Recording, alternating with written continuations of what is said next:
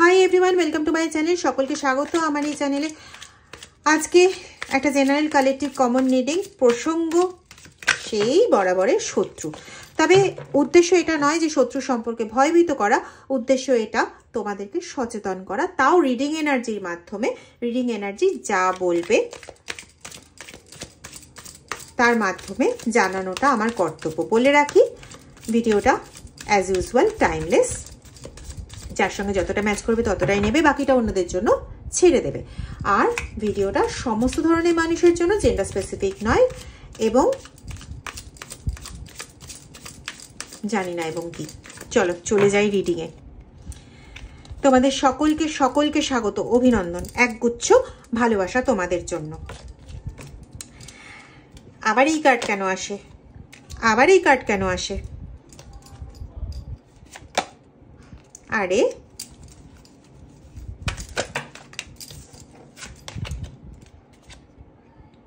কি জ্বালাতন! এই তো কালকে না পরশুর কার্ড ফেরত আসছে।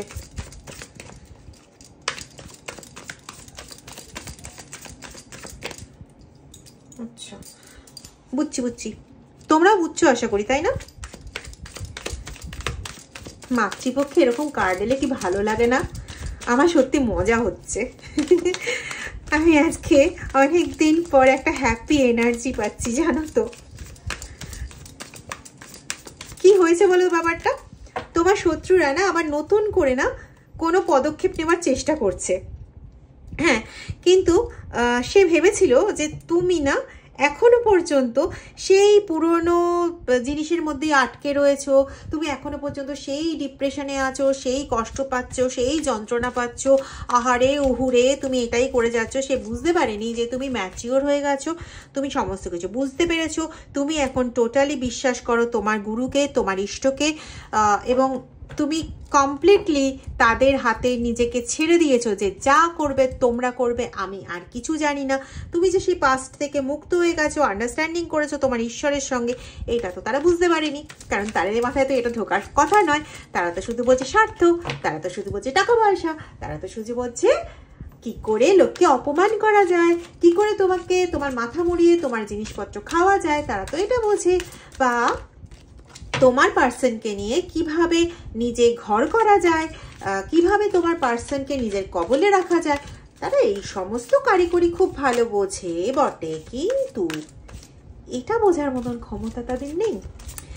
তো তুমি আগে খুব চিৎকার চেঁচামেচি করতে, তুমি আগে খুব অনেক কিছু বলতে, তুমি আগে ডিপ্রেসড হয়ে হাউমাউ করে কাঁদতে, কিন্তু বেচারারা এখন তোমাকে সেটা দেখছে না তো অনেক দূরের কথা। ব্যাপারটা এরকম হয়েছে যে তারা তোমার না কোনো খোঁজ খবরও বুঝতে পারছে না। মানে তুমি বাইরে থেকে তো কিছু বোঝাওই না, তাদের সঙ্গে কোনো রকম কনফ্রন্টেও যাও না, তাদের সঙ্গে কোনো রকম কথাবার্তাতে যাও না। আগে যা করতে সেখান থেকে এখন পুরোপুরি পিছিয়ে এসছো। আগে তুমি কিছু করার আগে সেটাকে মোটামুটি অ্যানাউন্সমেন্ট করে ফেলতে, সবাইকে জানিয়ে ফেলতে, মাইক নিয়ে জানিয়ে দিতে। তো এখন তুমি কিছুই করো না, তুমি সেখান থেকে অনেক সরে এসছো। তোমাকে লাগে দেখতে যে তুমি এখন একদম সাদামাটা, একদম ব্ল্যাক অ্যান্ড হোয়াইট জীবনে রয়েছো, কিন্তু অ্যাকচুয়ালি যে তুমি অভ্যন্তরের কালারফুল জীবনের সন্ধানটা পেয়ে গেছো। দেখো কার্ডটা ভালো করে দেখো, বাইরের পোর্শনটা দেখো পুরো ব্ল্যাক অ্যান্ড হোয়াইট, আর ভেতরে পোর্শনটা দেখো একদম কালারফুল, ব্রাইট। তো তুমি এই কালারফুল জগৎটার সন্ধান তুমি পেয়ে গেছো। তোমার মনে সেই আনন্দটা কোথায়? তোমার মনে সেই আনন্দটা থাকলে পরে তুমি কাজ বলো, তুমি নেম ফেম বলো, যাই বলো না কারণ সমস্ত কিছু যে তুমি অ্যাচিভ করতে পারো, তুমি সেটা খুব ভালো বুঝে গেছো, এবং সেই আন্ডারস্ট্যান্ডিংটা তোমার জীবনে খুব ভালোভাবে এসে গেছে। হর হর মহাদেব। এবার ওরা তো এটা বুঝতে পারছে না, কারণ এই জায়গাটা, এই চরিত্রটা তুমি বাইরে কোথাও প্রকাশ করো না। এবার ওরা দেখছে তুমি শান্তিতে আছো, তুমি চুপচাপ আছো। এবার তুমি চুপচাপ থাকলেই তো ওদের সুরসুরি শুরু হয়ে যায়। আমি আজকে খুব বাজেভাবেই বলছি।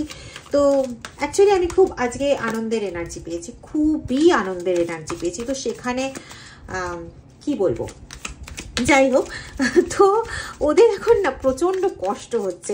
যাদের মাধ্যমে তোমার খবরগুলো নেওয়ার চেষ্টা করছে, এরকম অনেক কিছু বলছে, আহারে জানো তো ও খুব কষ্টে আছে, একা আছে, ও কেমন আছে গো, ও কেমন করছে গো, কিভাবে কি করছে গো, কি করে গো, এখন কিছুই জানতে পারছে না, কারণ তুমি তো কাউকে কিছু বলো না। তো ওরা না একটা নতুন একটা পদক্ষেপ নেওয়ার চেষ্টা করেছে, সেটা তুমি বুঝতেও পেরেছো, কারণ তুমি ঘরে কয়েকদিন ধরে খুব দুর্গন্ধ পেয়েছো। ইয়েস, দেখো ওরা তোমার পেছনে ওই তান্ত্রিককে দিয়ে বিভিন্ন রকম কাজ করে তোমার পেছনে না একটা স্পাই লাগিয়েছিল বা লাগিয়ে রেখেছে। তুমি সেটা বুঝতে পারছো, কারণ তুমি নেগেটিভ এনার্জি বুঝতে পারো। তুমি এখন নেগেটিভ এনার্জি কমপ্লিটলি বুঝতে পারো, এবং এই নেগেটিভ এনার্জি বুঝতে পারো বলে তুমি এটাও জানো যে এটা কারা লাগিয়েছে, কারণ এই নেগেটিভ এনার্জি তুমি এর আগেও পেয়েছো এবং তখন তুমি ট্র্যাকও করে ফেলেছিলে যে এটা কাদের কাজ।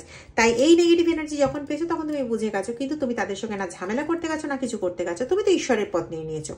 তো যেখানে অনন্ত পজিটিভিটি সেখানে এই ছুঁচো নেগেটিভিটি কি করবে? হ্যাঁ, তোমাকে সাময়িক কষ্ট দিচ্ছে, তুমিও বলেছো হ্যাঁ হ্যাঁ যা না, আন্ডারস্ট্যান্ডিং এর কার্ড আছে দেখো। তো তোমার আন্ডারস্ট্যান্ডিং হয়ে গেছে না ঈশ্বরের সঙ্গে, তো তুমি তার পাস্টের মতন সেই ডিপ্রেস হয়ে আমার কি হবে আমার কি হবে আমার কি হবে তুমি তো করছো না। তুমি জানো যে সে তোমার খাওয়া দাওয়ার জোগাড়ও করে দেবে এবং এই পরিস্থিতি থেকেও সে মুক্ত করে দেবে, তুমি এতটাই পজিটিভ হয়ে গেছো। তো এই জন্য এই যে স্পাই লাগিয়েছে সেই স্পাই দিয়েও কিছু করতে পারছে না। এবার একটা মানুষের কতক্ষণ পর্যন্ত ধৈর্য থাকে? বেশিক্ষণ তো ধৈর্য থাকে না। ও তান্ত্রিকের কাছে যাচ্ছে, প্রয়োজনীয় মূল্য দিচ্ছে, সেটা টাকায় নাও হতে পারে, অন্য কিছু দিয়েও হতে পারে, সেই প্রসঙ্গে আমি যাচ্ছি না, তাও কাজ হচ্ছে না। তো বেচারার মাইন্ড এখন পুরোপুরি এরকম ডিস্টার্বড, প্রচণ্ডভাবে রেগে ক্লান্ত হয়ে রয়েছে। বেচারার দুর্গাপুজো যে কেমন যাচ্ছে মানে যাবে সেটাই ভাবনার বিষয়। যাই হোক, প্রে টু গড, বছরে তো একটা বার আসে দুর্গাপুজো। তো তার মাইন্ড এখন ব্যতিব্যস্ত, তার মাথা দিয়ে এখন যেন আগুন উঠছে এরকম অবস্থা। তো এরকম অবস্থায় দাঁড়িয়ে সে তো এখন তার ভাবনা চিন্তার বাইরের জগতে কিছু ঘটছে সে তো বুঝতেও পারছে না, তার মাথায় আগুন চড়ছে। আর তুমি তোমার জগতে আনন্দে আছো, তোমার জগতে তোমার মেটামরফোসিস ঘটছে, তুমি ইনটিউশনের দিক থেকে বলো, আভ্যন্তরীণ শক্তির দিক থেকে বলো, অনেক জাগ্রত হচ্ছে। তোমার গুরু শক্তি অপার, গুরুর অশেষ কৃপা তোমার ওপর রয়েছে।